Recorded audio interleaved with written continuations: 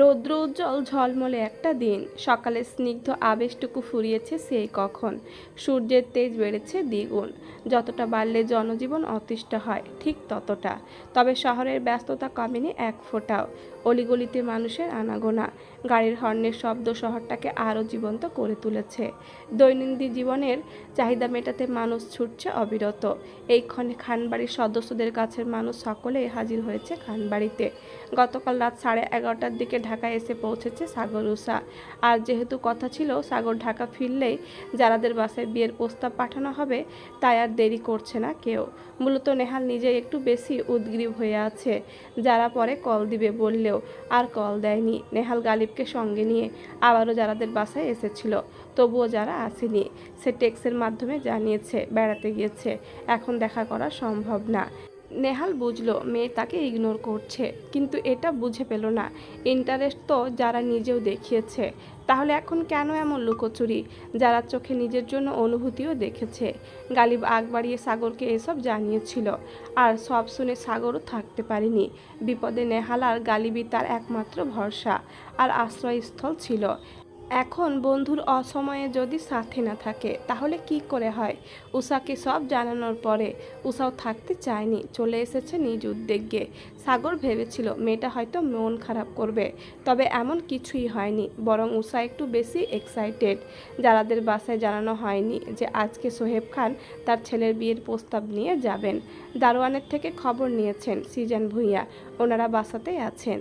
3-4টা গাড়ি নিয়ে বেরিয়েছে সকলে। দেখলে যে কেউ বলবে ছোটোখাটো বিয়ের আয়োজন হবে বুঝি। এত মানুষ, ভাই বোন সকলেই তাদের স্বামী স্ত্রী সহ হাজির। যেমন সাগর উষা, রাফিদ, সামিন, সামিনের হাজবেন্ড মুহিবার ছেলে মাহিদ, আরাফ, সাদাব, আরিসা, আলিফ, তুবা, নাইলাহ, নেহাল, গালিব। মুরব্বীদের মধ্যে আছে নেহালের বাবা মা, সিজান ভূঁইয়া, নাবিল ভূঁইয়া, নাহিদ ভূঁইয়া এবং তাদের সহধর্মিণীরা, গালিবের বাবা মা আফজাল শেখ এবং রুনা বেগম। গালিবের বাবার সাথে পারিবারিকভাবে খুব ভালো সম্পর্ক সবার, তাই সব আয়োজনে ওনাকে রাখা হয়। মেয়ের বাসায় যাচ্ছে বিয়ের প্রস্তাব নিয়ে। ওনারা কামাল হাসানদের এই বিষয়ে জানাননি কিছুই, কারোর সাথে পূর্ব পরিচিতিও নেই। আর তাই তারা যেন কোনোভাবে এত মানুষ আপ্যায়ন করতে বিব্রত বা অপমানিত না হন। তাই সোহেব খান নিজেই নামি দামি রেস্টুরেন্ট থেকে খাবার আইটেম সব দ্বিগুণ পরিমাণে নিয়ে নিলেন। সেই সাথে ফল থেকে শুরু করে দই মিষ্টি তো আছেই। উসি, বললি না তো হানিমুন ট্যুর কেমন গেল? এখানে থাকলে না হয় কোনো হিন্ট আমরা পেয়ে যেতাম, কিন্তু দূরে ছিলি বলেই বুঝে উঠতে পারছি না। এই লাভ বাইট টাইট দেখা যাচ্ছে না কেন রে? আরিসার ফিসফিসিয়ে বলা কথায় উষা লজ্জা পেল। লাজের রক্তিম আভা ছড়িয়ে পড়ল শুভ্র অননে। মানস্পটে ভেসে উঠল ব্যাকুল সাগরের পাগলামিগুলো। উষার সংস্পর্শে সাগর কতটা ব্যাকুল হয়ে যায় তা তো উষাই জানে। শুধু নিজের হিতাহিত জ্ঞান হারিয়ে যায় পাগলটার। মানুষটা উষাকে কাছে পেতে কতটা মরিয়া তা ওর ভাবনার বাহিরে। সবশেষে শুকরিয়া আদায় করতে ভুলে না উষা। সামনে পেছনে বড় ভাই বোন আছে, আর এই মুহূর্তে বড় বোন হয়ে আরিসার এমন প্রশ্নে উষা বিব্রত। সে মেকি রাগ দেখিয়ে বলল, কি আশ্চর্য আরিসা আপু, তুমি বড় হয়ে ছোট বোনের বাসরের গল্প শুনতে চাইছো? ছি ছি, ঢং করবি না একদম। ছোট হয়ে বড় বোনের আগে মধু খেতে লজ্জা করলো না, আর এখন অনুভূতি শেয়ার করতে লজ্জা লাগছে। সাদা পেছনের সিটেই ছিল, সে জুতো ঠিক করতে নিচে ঝুঁকেছিল, তখনই আরিসার গলার আওয়াজ পেল। আর গাড়িও জ্যামে আটকে পড়ায় থেমেই ছিল, তাই কথাটা সে আড়ি পেতে শুনেই নিল। সে দ্বিগুণ উৎসাহ নিয়ে দুষ্টুমি স্বরে ফিসফিসিয়ে বলল, উসি, তুই তোর উঠবি যাকে বলে দে, তার উঠবি হাজব্যান্ড তাকে মধু খাওয়ানোর জন্য প্রস্তুত। তার যদি মত থাকে তাহলে আমার এতে আপত্তি নেই। সামনে কাজী অফিস আছে, তবুও অন্যেরটা দেখে আফসোস না করতে বল। একই সাথে আরিসা উষা দুইজনেই বিস্ফোরিত নয়নে পেছনে ফিরে তাকায়। ছেলেটা কতটা লাগাম ছাড়া। উষার ভাইয়েরা কবে থেকে এতটা বেয়াদব হয়ে গেল? উষা যেন বিশ্বাস করতে কষ্ট হচ্ছে। আরিসা হতভম্ব হয়ে তাকিয়ে আছে। এই ছেলেটা কি কখনোই শুধরাবে না? এত অভদ্র কেন? মুহূর্তে আরিসার মাথা গরম হয়ে গেল। রাগে নাকের ডগা ফুলে ফেপে উঠছে বারবার, নিজেকে যেন শান্ত রাখতে পারছে না। সে আর অপেক্ষা করলো না, হাত বাড়িয়ে ধুম করে এক থাপ্পড় দিয়ে বসলো সাদাপের মাথায়। সাদাপ নিজেও হতবাক হয়ে গেল। সে কখনোই এমনটা ভাবেনি। ঠিক আছে, তাদের দুজনের চুলোচুলির সম্পর্ক, তাই বলে গাড়ি ভর্তি মানুষ, আর সব থেকে বড় কথা ছোট বোনের সামনে মারবে। আড়ালে শাসন করা যেত না? সে রাগে দাঁত কিড়মির করতে লাগলো। উষার আগে আরিসার হাত চেপে ধরে রেখেছে, না জানি আরও দুই একটা দিয়ে বসে। আরিসাকে শান্ত করতে উষা ধীর স্বরে বলতে লাগলো, থাক আপু, বাদ দাও, এখন আর ওকে মেরে কি হবে? তুমি এখন ওসব বলতে কেন গেলে? বাদ দাও, নয়তো আবার ঝামেলা হবে। ঝামেলা মানে? এই মুটোর সাহস কী করে হয় আমাকে মারার? স্বামীর গায়ে হাত তুলতে নেই, তাকিয়ে এই গণ্ডমূর্খটা জানে না? উষা সহ কাছে যারা বসেছিল সবাই বিস্ফোরিত দৃষ্টিতে তাকালো দুইজনের দিকে। ভাবা যায় স্বামীর অপ্রস্তুত ভঙ্গিতে কেসে উঠল, তবে দুটোকে থামাতে চাইল না। অনেকদিন ধরে লাইভ টেলিকাস্ট দেখা যায় না। আরিসা এবার মারাত্মক রেগে গেল। সে নিজের সিটে ঘুরে বসলো, দুই হাঁটুতে ভর দিয়ে সাদাপের মুখোমুখি হলো। তর্জনী আঙুল তুলে শাসালো, কে স্বামী? তোর মতো হাবারটাকে কে বিয়ে করবে? আমি আরিসা সারা জীবন কুমারী থেকে যাব, তবুও তোর মতো অসভ্য ইতর খাদক বিয়ে করব না, কখনো না। সাদাপো ছেড়ে দেওয়ার মানুষ না। সে ডান হাত বাড়িয়ে আরিসার চুল টেনে ধরল, গর্জে উঠে বলল, তুই করবি, তোর বাপেও করবে। আরিসার চুলে টান লাগছে, সেও রেগে দুই হাতে সাদাপের মাথার চুল টেনে ধরল, শয়তানি করে বলল, করিস আমার বাপকে বিয়ে করিস তাহলে তুই। বাধা দিল কে? আমার আগে থেকেই তোকে নিয়ে সন্দেহ ছিল। ওদের এমন শোরগোলে গাড়িতে হাসাহাসি ঝড় উঠল। সাগর ড্রাইভিং সিটে বসে বলল, সেই সাদাব, একবার ভেবে দেখ, এন্ট্রি কার্ডে নাম শো করবে সাদাব উইথ সোহেব। ইজ্জতে রফাদফা করে দিলি ভাই। এবার যেন সাদাব ফুঁসে ফিরল। সে তো মেয়ের বিয়েতে বাপের রাজি হওয়ার বিষয়টা হাইলাইট করতে চেয়েছে, আর এই দামড়া ছেলেপুলোগুলো কি ভেবে বসেছে? ওদের ওপরে রাগ থেকে সে আরও শক্ত করে টেনে ধরল আরিসার চুল। আরিসা এবার ব্যথায় কেউকিয়ে উঠল। রাফিদ সামিন এবার ব্যস্ত হলো দুজনকে ছাড়াতে। উষা হেসে হেসে বলল, এই বুঝি তোমাদের ভালোবাসার নমুনা? তোমরা সংসার করবে কিভাবে? হাও, চুপ থাক তুই। আমাদের সংসার নিয়ে ভাবতে হবে না তোকে। তোর ঘাড়তাড়া বোনকে ঠিক করতে আমার 2 দিনও লাগবে না।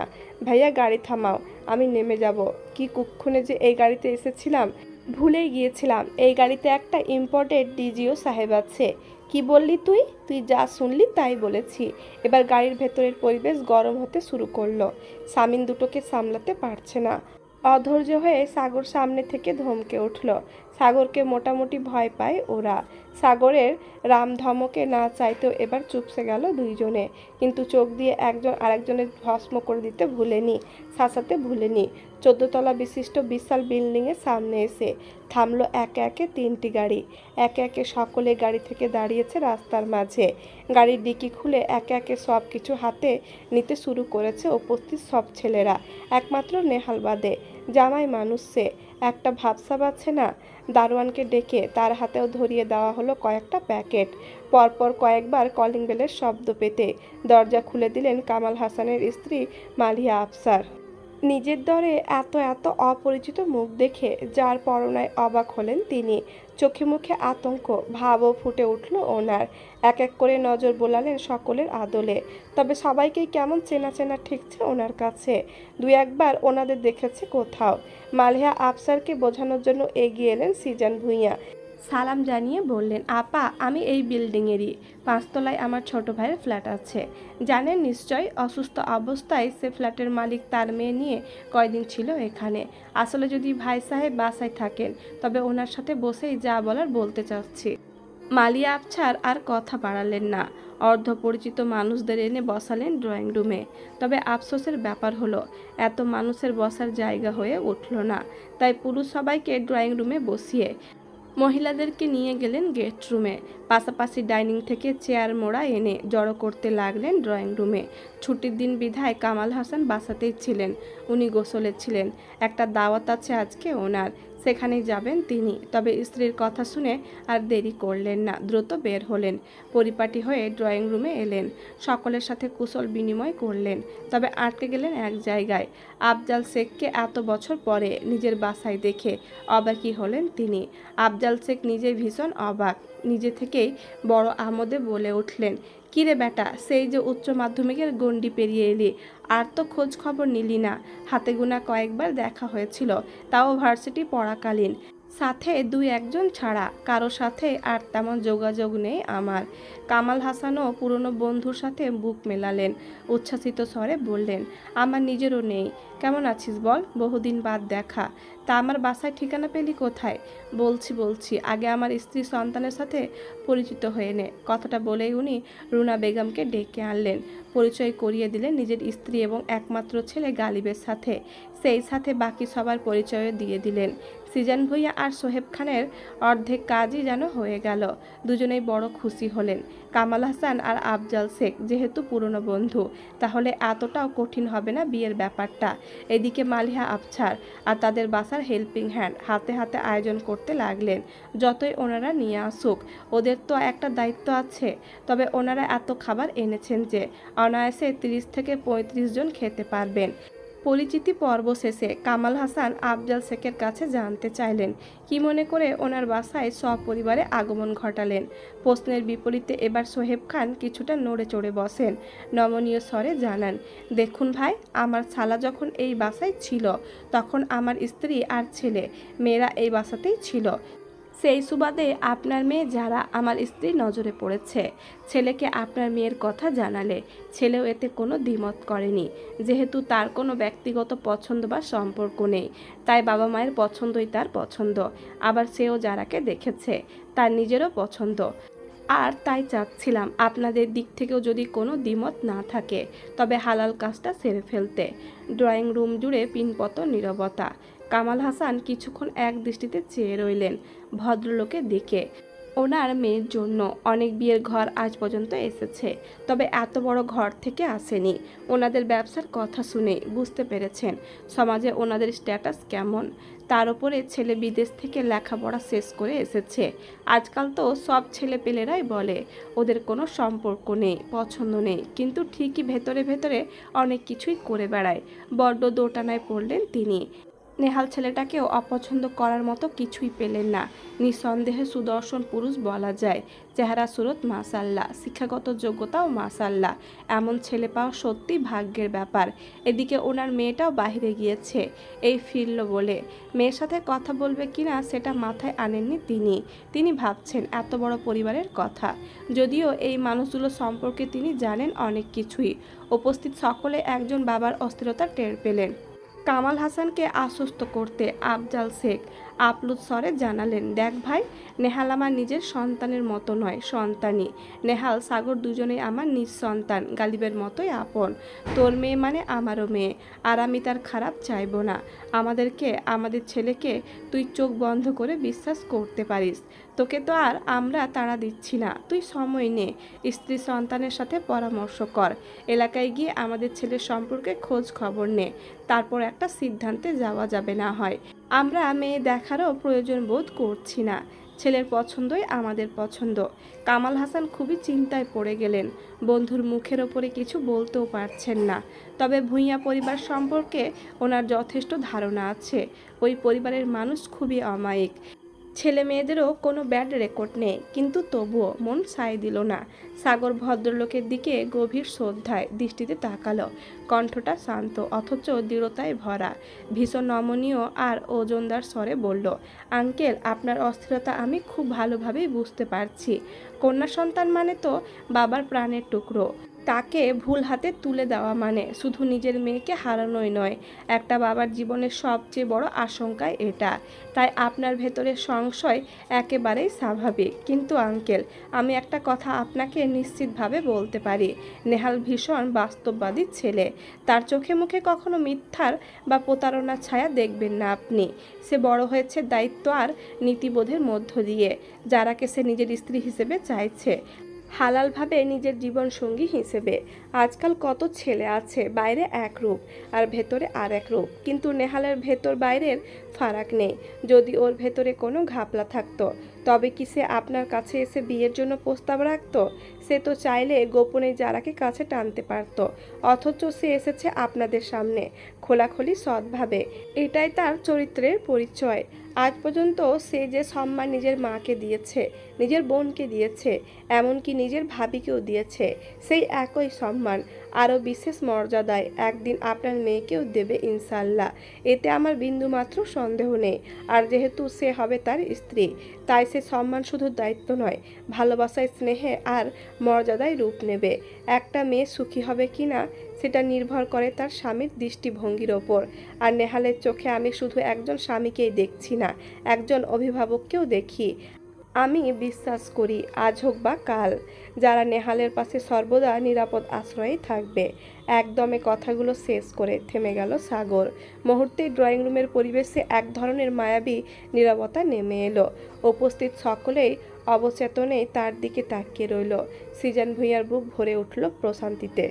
আর কামাল হাসানও কেমন মন্ত্রমুগ্ধের ন্যায় শুনে গেলেন তার সামনে দাঁড়ানো সুদর্শন ছেলের গভীর ব্যক্তিত্ববোধের সাথে বলা প্রতিটি কথা।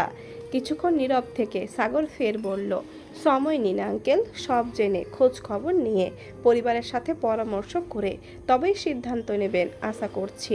তবে একটা কথা মনে রাখবেন, সব মেয়ের ভাগ্য এমন স্বামী জোটে না, সব মানুষই পারফেক্ট নয়। হয়তো নেহালের মধ্যেও অনেক কমতি আছে, তবে ছেলে হিসেবে সে খারাপ নয়। সময় দিলে সে নিজেও নিজের কমতিগুলো পূরণ করতে পারবে। যেহেতু একসাথে বড় হয়েছি তাই ওকে খুব ভালো বুঝতে পারি। আমি এসব নেহালের কেবল একজন ভাই বা বন্ধু হিসেবে বলছি না, একজন সাক্ষী হিসেবেও বলছি। নেহাল আপনার মেয়ের জন্য আল্লাহর এক সুন্দরতম আমানত হতে পারে। বাকিটা আপনার আর আপনার পরিবারের হাতে। যারা সকালেই তার ফ্রেন্ডের বাসায় গিয়েছিল, তার ফ্রেন্ডকে দেখতে আসবে সেই সুবাদেই যাওয়া। তবে বাসা কাছে হওয়ায় মায়ের কল পেয়ে সে ফিরে এসেছে। তার আইডিয়াও ছিল না যে বাসা এসে তাকে এত বড় একটা ধাক্কা খেতে হবে। দরজা খোলা থাকায় অনায়াসে এসে ভেতরে চলে আসে আর শুরু থেকেই সাগরের প্রতিটি কথা শুনে ফেলে। ড্রয়িং রুমে উপস্থিত কেউই তাকে লক্ষ্য করেনি, তাই সে আর চোখে একবার তাকালো ডান সাইডে সোফায় বসে থাকা নেহালের দিকে। ইতস্তত ভাব কাটাতে এদিক ওদিক এলোমেলো দৃষ্টি ফেলছিল কামাল হাসান। তড়িৎ ওনার চোখ আটকায় মেয়ের দিকে। চলে এসেছো? যাও আমাদের রুমে যাও, কথা আছে তোমার সাথে। কামাল হাসানের মন্তব্য শুনে সকলে দরজার দিকে তাকায়। যারা দৃষ্টিগোচর হতেই কিছুটা অস্বস্তিতে পড়ে যায় নেহাল। পুরুষ সদস্য কেউ আর তাকে ডাকলো না। সে বাবার কথা মতো সকলকে সালাম জানিয়ে চলে যায় বাবা মায়ের রুমে। নেহাল যে তাকে নিয়েই এতটা সিরিয়াস এটা তার কল্পনাতেও ছিল না। তবে সে এতটা শিওর ওর আগে নেহালের লাইফে একজন ছিল, আর এই জন্যই বিয়ের আগে নেহালের সাথে কথা বলাটা দরকার। রুমে আসতেই লামিয়া আফসার মেয়েকে নিজের একটা জামদানি শাড়ি দিলেন পরতে। বিয়ে দিবে কি দিবে না সেটা পরের ব্যাপার, কিন্তু মেয়েকে তো গোছানো থাকতে হবে নাকি। লামিয়া আফসারের এতটাও খারাপ লাগেনি ছেলেকে। আগত মেহমানদের আচরণ খুবই মুগ্ধ করেছে ওনাকে। প্রথম দেখায় কাউকে চিনে নিতে না পারলেও মানুষ সম্পর্কে একটা ধারণা তো হয়ই।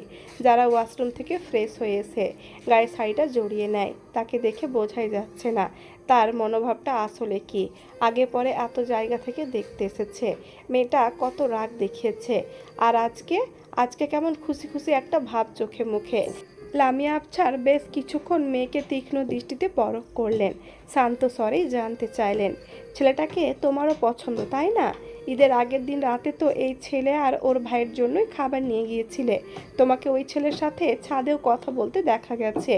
যারা কোনো ভনিতা করলো না, নীরের দৃষ্টিতে তাকালো মায়ের দিকে, দৃঢ় স্বরে বলল, ওনাকে আমার প্রথম দেখায় ভালো লেগেছে। মানুষটা সুদর্শন, ব্যক্তিত্ববোধ আছে, দায়িত্ব নিতে জানে। সব থেকে বড় কথা, আর 5টা ছাপড়ি ছেলেদের মতো না। সে সত্যিকার অর্থে একজন পুরুষ। তাকে পছন্দ না করে উপায় আছে? তীক্ষ্ণ দৃষ্টিতে নিজের মেয়ের দিকে তাকিয়ে রইল মালিয়া আফসার। ওনার নিজেরও ছেলেটাকে পছন্দ। যারা বাবা আগে থেকে টুকটাক তাদের সম্পর্কে জানেন, খারাপ বলা যায় না। তিনি সাবলীলভাবে বললেন, রেডি হয়ে আমাকে ইশারা দিও, আমি এসে তোমাকে নিয়ে যাব। মহিলারা সকলে গেস্ট রুমে আছে। নেহালের ভাই আবার বন্ধুও সাগর, যে ওর বউটা মাসাল্লাহ কি সুন্দর। ওর মা নাকি রাশিয়ান, গায়ের রংটা একেবারে মাখন, সম্পর্কে নাকি চাচাতো ভাই বোন ওরা। মেয়ের উত্তর শুনে এবার মালিহা আফসার স্নিগ্ধ দৃষ্টিতে তাকালেন মেয়ের দিকে। কপালে দেখা মিলল কয়েক গুটি সূক্ষ্ম ভাঁজের। মনে সন্দেহ নিয়ে প্রশ্ন করলেন, তুমি কি করে জানলে? এই সত্যি করে বলো তো, ওর সাথে কি তোমার প্রেমের সম্পর্ক আছে? যারা এবার বিরক্তি নিয়ে তাকায় মায়ের পানে। চোখে মুখে তার রাজ্যের বিরক্তি। কিছুটা রুক্ষ স্বরেই বলে, তাই মনে হয় তোমার আম্মা? আমি এমন কাজ করব? আর এমন কিছু হলে তোমাকে জানাবো না? ভাবলে কি করে? রিকি উলাস। আহা, রেগে যাচ্ছ কেন? দেখো মা, বাবাকে বলে দাও এই বিয়েতে আমি রাজি। বাবার হেসিটেশনের দরকার নেই, শুধু বলবে ছেলের সাথে যেন আমার আলাদা কথা বলার সুযোগ দেয়, ঠিক আছে? এভাবে কোনো খোঁজ খবর না নিয়ে কিভাবে রাজি হয়ে গেলে? এত কিছু বুঝি না, বিয়ে করলে ওনাকে করব, নয়তো করব না। আমার এক কথা, সব কিছুতে এত তাড়াহুড়ো ঠিক না। তৈরি হয়ে গেছো যেহেতু চলো আমার সাথে। মা মেয়েকে দেখবো না আমরা? আপনি না হয় আগে দেখেছেন, আমি তো দেখিনি। তুবার কথা শুনে লিপি বেগম বললেন, আহ, আমরা তো মেয়ে দেখিনি, একসাথে দেখবো না হয়। ওদের কথার মধ্যে আগমন ঘটে যারা আর তার মা মালেহা আফসারের, যারা ভদ্রভাবে সকলকে সালাম দিল। লিপি বেগম আর নাবিলা ভূঁইয়া তাকে টেনে বসালো নিজেদের মধ্যখানে। বা, আপার আর নেহালের পছন্দ আছে বলতে হয়। মাশাল্লাহ, মেয়ে যার পছন্দ হবার কথা সে তো আগেই থেকেই পছন্দ করে রেখেছে। আমাদের তো এখানে বলার কিছু নেই। তবে মেয়ে আমাদেরও খুব পছন্দ হয়েছে। লিপি বেগমের কথায় যারা লাজুক হাসল, মাথা টাতা নত করা। নাবিলা ভূঁইয়া একে একে সবার সাথে পরিচয় করিয়ে দিলেন। তুবা নিজে থেকে এগিয়ে এসে ভাব জমায় যারার সাথে, শোনো, সম্পর্কে তোমার যা হলেও আমরা কিন্তু বোন হয়েই থাকবো, কেমন? এই যে আমার মেয়ে নায়লাহ। আম্মু, এটা তোমার নতুন কাকিয়া। যারা থতমত খেয়ে যায়। এমন সহজভাবে কেউ কথা বলে? যারা ঘাড় ঘুরিয়ে তাকায় মায়ের পানে। মালহা নিজের মেয়ের দিকেই তাকিয়েছিলেন। মেয়ের দৃষ্টি যেন তাকে বুঝিয়ে দিচ্ছে, তোমাদের ধারণা ভুল। লিপি বেগম নিজের ব্যাগ হতে একটা বক্স বের করলেন। বক্সটা খুলতে খুলতে বললেন, তোমাকে দেখেও খুশি হয়ে এমন চেন দিয়েছিলাম, তাই তোমার জন্যও নিয়ে এলাম। বিয়ের উপহার তোলা রইল। আমার শাশুড়ি বেঁচে থাকলে এখন বলতেন আমাদের বাড়ির নাত বউয়ের গলা খালি থাকবে, তা কি করে হয়? তুবাও হেসে বলল, জানো, আমাকে দেখতে গিয়েও মামিমা সেম কথাই বলেছিলেন। যারা বড্ড অপ্রস্তুত হয়ে পড়ল। অপরিচিতদের থেকে কখনো উপহার নেওয়ার অভ্যাস নেই তার। মালেয়া আফসারও যেমন মেয়ের উৎকণ্ঠা বুঝে গেলেন। সহসা ব্যস্ত হয়ে পড়লেন তিনি। অবাক স্বরে বললেন, এসব কি আপা? এরকমটা করবেন না দয়া করে। এখনো তো কিছুই ঠিক হয়নি। ওদিকে কি সিদ্ধান্ত হয় কে জানে। তার আগেই দয়া করে এসব উপহার টুপহার দিবেন না। লিপি বেগম বারণ শুনলেন না। ঠোঁট দুটি প্রসারিত করে হাসলেন শুধু। খুব দৃঢ়তার সাথে বললেন, আমাদের ছেলের ওপরে ভরসা আছে, ব্যাস। অনেক চেষ্টা করেও মা মেয়ে আটকাতে পারলেন না তাদের। মারিয়া জামান দিলেন একজোড়া কানের দুল, তুবাকেও তিনি তাই দিয়েছিলেন। আর উষা পাত্রের ভাইয়ের বউ এবং বন্ধুর বউ হিসেবে দিল একটা ডায়মন্ডের নোজ রিং, যেটা কেনার কথা সাগরই বলেছে। উষা না হয় ছোট, সাগর তো আর ছোট নয়। ওর তো দায়িত্ব আছে। এখানে আসার ভীষণ তাড়াহুড়ো করে কিনেছে এটা। তুবা দিল হাতে পরার জন্য এক জোড়া মোটা বালা। আর নাবিলা ভূঁইয়া পুত্রবধূর জন্য একটা ডায়মন্ড রিং নিয়ে এসেছেন। ওনারা মূলত আজকেই কাবিন করানোর নিয়ত করে এসেছেন। মালেহা আফসার চলে গেলেন স্বামীকে ডাকতে। মেয়ের পছন্দের ব্যাপারটা জানতে হবে তো। এসব দেখে রীতিমতো ওনার মাথা ঘুরছে। তার মেয়েটা রাজকপাল নিয়ে জন্মেছে। ঠিক তাই হলো, আজকে নেহাল জারার কাবিন করানো হবে, ঠিক করা হয়েছে। এবং বউকে ওনারা সাথে করে নিয়ে যাবেন। পরিশেষে বড় করে রিসেপশনের আয়োজন করবেন। কামাল হাসান এবং মালহা আফসার রাজি ছিলেন না এমন সিদ্ধান্তে। একটা মাত্র মেয়ের বিয়ে এমনভাবে দিবেন, একটু আয়োজনও করতে পারবেন না ওনারা। কিন্তু মেয়ের হবু শ্বশুরবাড়ির মানুষদের কথাও ফেলতে পারলেন না তিনি। আত্মীয় স্বজন বলতেও তো কেউ নেই। এক ঝড়ে হারিয়েছেন সকলকে। পাত্র পাত্রীকে আলাদা কথা বলার সুযোগও করে দেওয়া হয়েছিল এবং তারপরে এই সিদ্ধান্ত নেওয়া হয়েছে।